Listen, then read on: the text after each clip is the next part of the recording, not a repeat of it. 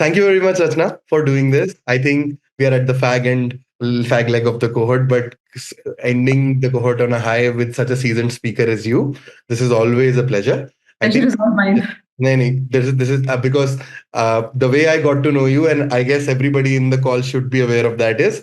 So Rachna was a colleague, and she studied with Ravi. Ravi was my first boss in Flipkart, right? And when he especially told about Rachna, and I was like super happy that he introduced me, and I think this has happened. So I'm super happy once again. Even before I start, I'm super grateful. Thank you very much for doing this. I think it means a lot to everyone who is trying to learn from people like you. Yes. I seriously mean it when I say pleasure is all mine, right? I mean, thanks for having me. Yeah. Makes sense. Janta, it would be great that you can showcase your faces also. That will be super nice. I think let's keep the session engaging. So I think I'll structure the session in a way. For the first 2-3 minutes, Rachna, I'll just do a brief introduction for Sure. everybody to know you, what your background is, and then for the next 30 minutes, I'll bug you with my questions, like asking Sure. questions about culture in general, about your principles as an operator, and things like Mhm. that. And what specifically have you seen really good operators do, which others don't do, right? And then for the next 30 odd minutes, people essentially raise their hands and they keep asking you questions. And I think there are a lot of people who would ask you questions from gaming, for culture, how team building, and bunch of other stuff. Right? Understood. Sure. Sounds Awesome. good. So Janpat, just to quickly give an introduction of Rachna, let me just quickly do injustice to that. Right? Let me try to do that. Yes. So it's wonderful to have you here, Rachna. I'm incredibly grateful for your time. We are incredibly excited to have Rachna Rao with us today. Rachna is currently the Senior Director of Product at Scopely and has a wealth of experience in the tech and product management space. With a career spanning over a decade, she has made significant contributions at prominent places like Zynga, Cred, and she was also the co-founder of a startup called Foodie Buddy. Right? Rachna has led product development in various capacities, from gamification and engagement platforms at Cred to manage the product lifecycle for major titles at Zynga like Farmville. आपने सुना भी होगा. Her leadership at Foodie Buddy helped her build a platform supporting home chefs, allowing them to engage with the customers and manage their businesses efficiently. At Scopely, she continues to innovate and lead in a highly competitive gaming industry. She is an MBA from the prestigious IIM Bangalore, and she's a BTech in Information Technology from University of Madras. So we are incredibly excited to host you, Rachna. Thank you very much. Thank you very much. Thank you so much for having me. Awesome. Awesome. So, Rajni, the way I want to this is the seminal question that people ask at the end, but I kind of do it in the beginning of the call is. So, I just want to understand the first thing. What is life as a gaming product manager? Matlab, what is different about building products in gaming, right? In general, right? And what are those specific archetype of people who are able to excel very well, especially in that side? And I think the larger, deeper question is how gaming has helped you see products in a different lens, and how do they build better products in that particular dimension. That would be super lovely if you can answer that. Yes. Got it. So yeah, I've also spent time thinking about this, right? Because I started my career in product started in Zynga in gaming, and then I spent like almost 6-7 years outside of gaming as well in my own startup at Cred, right? Before coming back to gaming, right? So I broadly see it as two categories of products. You have utility products, then you have entertainment products, right? In a utility product, the customer has a specific need, right? They're coming to do something, right? Either I'm coming to order groceries, or I'm coming to pay a bill, or I'm doing something specific, right?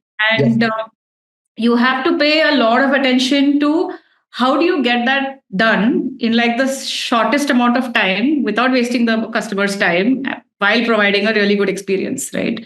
And that becomes like the focus area, right? Now when you're talking about either driving engagement for a utility product or building a game, right? Things get quite tricky, right? And what I have always fallen back on is you. One of the things you really need to understand well is the hooked model. There's a book also by Nir Eyal, right? And I have spent a lot of time thinking about that, right? It's basically you need to create that loop, which is trigger, action, reward, preferably variable reward, and then investment, right? Now, the consumer is not coming with any specific need, right? You need to hook them onto your product. they don't really need to play that game, right? Or they don't need to spin, that wheel, or like, do all of that. So how do you really do it, right? So the trigger becomes important. So initially the trigger is, could be external, right? You see an ad on a social media channel, or somebody tells you about it, so your external trigger happens, right? And then you very quickly need to set that feedback loop of, I do an action and I get a reward. And the reward being variable is very important, because if the reward is not variable, then it gets boring, it gets predictable, right? So for example, if you're scrolling on social media, on Insta, right? The reward is different. You don't know whose picture you're going to see. You don't know which reel you're going to see, right? So that anticipation is really your reward. If you're playing a slot game, you really don't know what you're going to win, right? So the reward is variable, right? And eventually, and that is like really the turning point, right? What we're all hoping for is that the trigger becomes internal. So the trigger actually becomes boredom, right? Like if I'm bored, do I pick up TikTok or Instagram or this game, or some other product, right? So creating that loop, changing that trigger from like external to internal is ideally what we're all hoping for, right? And investment is also very important, right? Because let's say somebody has experienced that loop a few times. Now you get them to invite a few more friends, or send something to somebody else, or upload a photo, right? And now once I've made an investment, right, we actually assign a lot more importance to something that we do than it deserves, right? And all the more reason that loop will get fixed. So this is really very different compared to when you look at a utility product versus a engagement, or a game, right? And it's also unsettling, right? Because I've been in one team at Zynga which was shipping a brand new game, and it's really unsettling, right? All my other experience in gaming has been not in 0 to 1, but really in running a large established game. Like at Zynga, I was also managing Farmville. Right now I manage a game which is not a new game, right? It's Bingo Bash. So you have to be comfortable with that ambiguity if you're building an entertainment product, which is a game. Because there is no reason the player or the How customer do is you? in your Yeah, product. it's so funny to kind of, and it's a very hard problem also. Yes. How do you make something extrinsic intrinsic and drive? And I think games try to do that. Initially, you probably serve them with so many rewards and stuff like that, but eventually the feeling is that it's that boredom that goes away from that time that you spend in the game, and it gives you some dopamine rush. And that's a very hard thing. I'll tell you one very interesting anecdote, very similar to Mhm. this. In edtech also, it is the same thing. The Yeah. one thing that people generally undermine a lot is intent. How Right. much intent do you have? And if there is high intent, then you will become the best at what you essentially Correct. do. Huh? So I really want to ask this. It's so hard to make something extrinsic, which is driving through some. How do you make it interesting? How do you figure out those seminal points that now that shift is happening? How do you do that in a game? Yeah. It's not easy at all, right? I mean, so when you talk about intrinsic and extrinsic motivation, right, one of the things that I have kind of concluded is that gamification itself. Let's talk about gamification first, right, and then we'll go to games. But gamification is a lot easier to do when there's intrinsic motivation, like you said, right? That's why even like simple gamification constructs like streaks, etc., they work very well. Let's say Duolingo, right? You want to learn a language, so it works really well. Even fitness apps, you want to lose weight, you want to get fit, so all of the gamification works. It's a lot easier to do in that case. It becomes much harder to do when that doesn't exist, right? Then it becomes very often like a rewards game, wherein you are just like giving me rewards and you're trying to train that behavior, right?